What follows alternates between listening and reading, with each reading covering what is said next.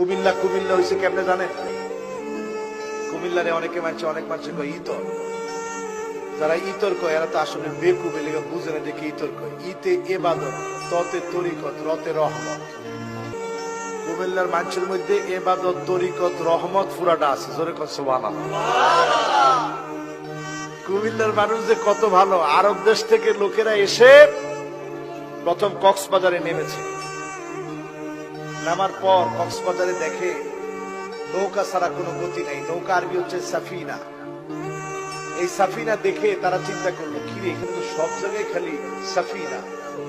আরব দেশে যেমন আমাদের না ক মানে উটনি, উটনির উপরে চড়ে আমরা এক জায়গা থেকে আরেক জায়গায় যাই, মরুভূমিতে যাই, পাহাড় পর্বত সব উট দিয়ে পার হই। আর এদের তো দেখি সাফিনা ছাড়া কোনো গতি নেই। তখন আরাবিয়ানরা মজা করে বলতেছিল, হাদিহি নাকা, এটাই আমাদের ওই আরব দেশের উট। আরব দেশে আছে উট, আর এই দেশে হচ্ছে নাকা, মানে ওই সাফিনাটাই হচ্ছে আমাদের উট। এই দেশে আবার আমাদের এই সাফিনা ছাড়া চলা যাবে না। তখন কক্সবাজারের লোকেরা নাকা পুরাপুরি কইতে পারে না, হেরা বানায় ফেলাইছে নৌকা। হয়ে গেছে নৌকা, পাইকারি দরে নৌকা। আসছে কিন্তু আরবি নাকা শব্দ থেকে।